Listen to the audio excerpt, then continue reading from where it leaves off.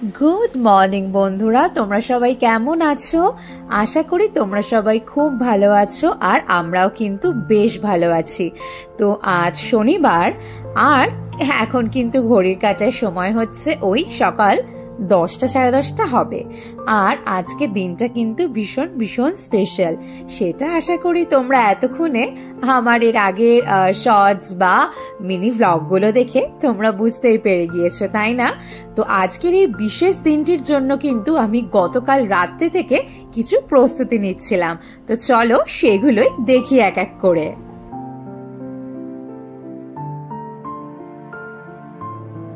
এই যে, তো এদিকে তো আমি এই যে কিছু গ্রিন ভেজিস, এগুলোকে কিন্তু আমি একটু হালকা বয়েলড করে নিয়েছি, আর দেখেছো কি সুন্দর না ডায়মন্ড শেপে করেছি। আর ওদিকে কিছুটা পনির নিয়ে নিয়েছিলাম, পনিরগুলোকেও কিন্তু বেশ সুন্দর করে বড় বড় করে কাট করে একটু নুন আর একটু অল্প হলুদ দিয়ে আমি ফ্রাই করে নিয়েছি। আর এই যে এদিকে গ্রেভিটা কিন্তু অলরেডি ফুটছে, আর এবারে এই যে বয়েলড করে রাখা ভেজিসগুলো কিন্তু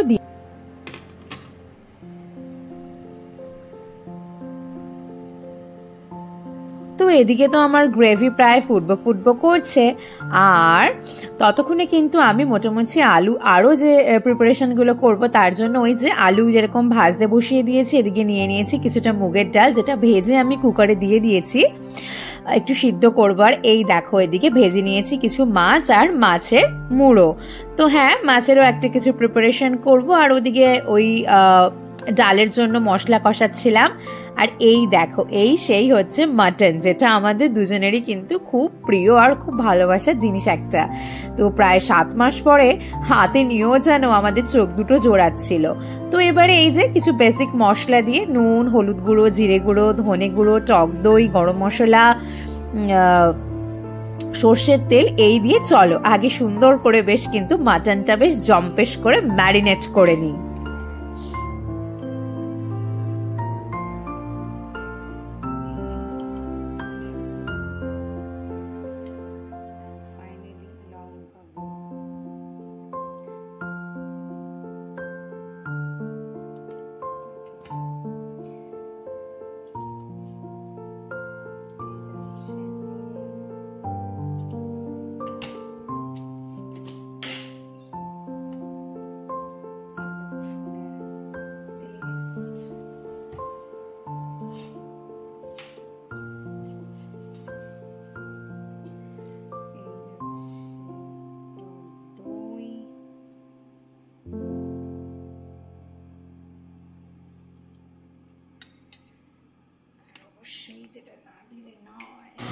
এদিকে তো সুন্দরভাবে আমি ম্যারিনেশনের জন্য সমস্ত কিছু দিয়ে মোটামুটি মাটনটা ঢেকে রেখে দিয়েছিলাম। আর ততক্ষণে এই দেখো ডালের জন্য কিন্তু আমার মশলা কষানো একদম রেডি। আর এই যে তখন যেরকম দেখলে ডালটা সিদ্ধ হব করছে, আর এখন কিন্তু ডাল আমার একদম সিদ্ধ হয়ে গিয়েছে।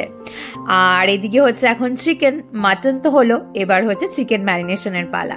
তো আজকে আমি আমার যেমন মনের মতন ইচ্ছে সেরকম কিছু স্পাইসেস দিয়ে কিন্তু আজকে আমি চিকেনটা রান্না করব। তো কেমন হবে সেটা তো তিনিই বলতে পারবেন। তো চলো এখন সুন্দর করে এদিকে চিকেনটা আমি একদম নিজে হাতে সুন্দর করে ম্যারিনেট করে ফেলি। আর এই দেখো, তো এবারে তো একদম মাটন সোজা চলে এসেছে আমার কড়াইতে, আর এবারে একদম কষানো হচ্ছে মাটন। আর তখন তো তোমরা দেখলে আমি এই যে আলুগুলো তো ভেজে রেখেই দিয়েছি। তো এখন ভালো করে মাটনটাকে কষিয়ে কিন্তু দিয়ে দেব কুকারে।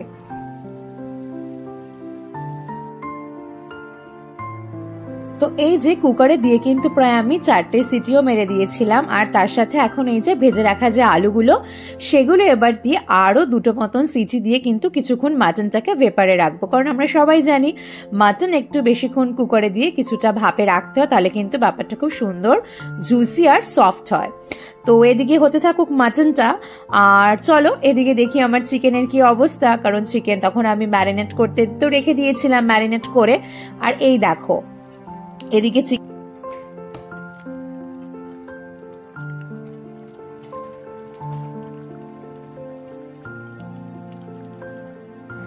তো আজ হচ্ছে পরের দিন, আর এই দেখো সোজা আমি তোমাদেরকে এই যে নিয়ে এসেছি, তোমরা আগেও তো মনে দেখেছো আমার ভিডিওতে, এই যে ক্যাপসিকাম চিলি, কি সুন্দর হয়েছে না লঙ্কাটা। আর নিজে হাতে বসানো গাছের যখন এরকম ফল হয় তখন যেন আলাদাই আনন্দ লাগে। আর এই দেখো বন্ধুরা, আজকে আকাশটা কিন্তু দারুণ, এই যে গোল গোল ঠিক একদম পেঁজা তুলোর মতন মেঘ, আর তার সাথে ভীষণ সুন্দর রোদ ঝলমলে, না খুব গরম না খুব ঠান্ডা। আজকে ওয়েদারটা কিন্তু ভীষণ সুন্দর ছিল, খুবই ভালো আজকে ওয়েদারটা।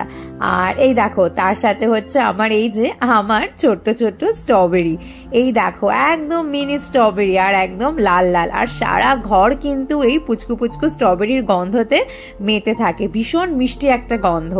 তো চলো এবার আবার কিচেনে যাওয়া যাক।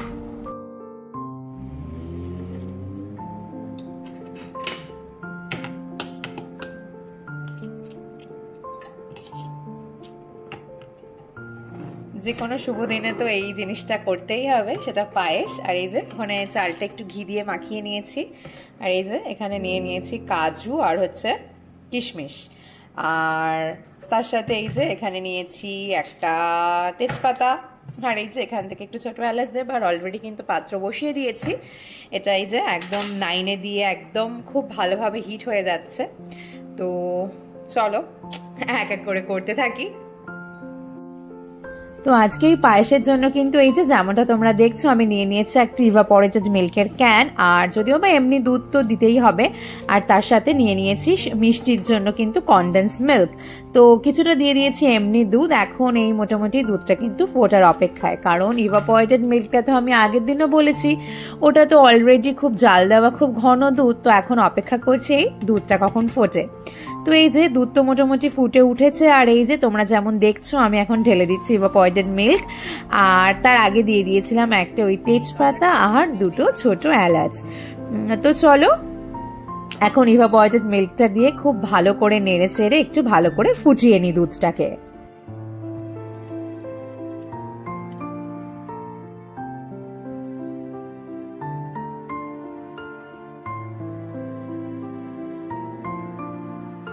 তো দুধটা ফুটে ওঠার পর কিন্তু আমি ওই যে ঘিতে মেখে রাখা যে চাল আমি সেটাও দিয়ে কিছুক্ষণ ঢেকে রেখেছিলাম। আর এই যে এখন দেখছো একদম ওই ইভাপোরেটেড মিল্কটা দেওয়ার জন্য বলুন এরকম সেই চড় মতন পড়ে গেছে, কারণ দুধটা ভীষণই জাল দেওয়া একটা ঘন দুধ, আর কালারটা কিন্তু ভীষণ সুন্দর এসছে। তো এখনো আমি কিছুটা সময় আবার ঢেকে রেখে দেব। তো চলো, আর এখন হচ্ছে এই যে ভিজিয়ে রাখা ওই কাজু আর কিশমিশ গুলো আমি দিয়ে দিয়েছি, কাজু কিশমিশ গুলো তো দিয়ে কিন্তু আবারও একটু নেড়ে চেড়ে নেব। প্রায় কিন্তু মোটামুটি 90% মতন আমার চাল ফুটে উঠেছে, আর বেশ সুন্দর কিন্তু একটা খুব সুন্দর একটা মিষ্টি গন্ধ বেরোচ্ছিল, আর ঠিক এটা দেখতে মনে হচ্ছে না গুড়ের পায়েসের মতন। তো এই যে ঢেকে দিয়ে কিছুক্ষণ রেখে দিয়েছিলাম, আর এখন কিন্তু আমার চাল একদম পুরোপুরি সিদ্ধ হয়ে গিয়েছে। তো এবারে এখন ওই যে কনডেন্স মিল্কটা দিয়ে দেবো মিষ্টির জন্য। তো চলো ভালো করে কনডেন্স মিল্কটা দিয়ে কিছুক্ষণ ঢেকে রেখে দিয়ে এবার